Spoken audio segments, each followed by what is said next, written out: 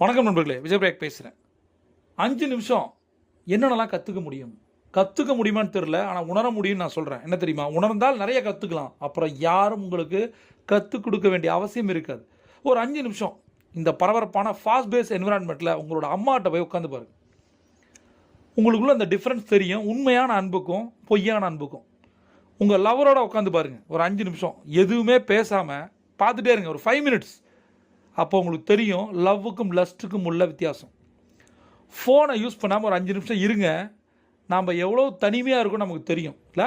அப்படி மாற்றிருச்சு அந்த கேட்கெட்ஸ். அடுத்தது 5 நிமிஷம் கண்ணை மூடி உட்காந்து பாருங்கள், இந்த உலகம் எவ்வளோ வேகம் நமக்கு தெரியும்.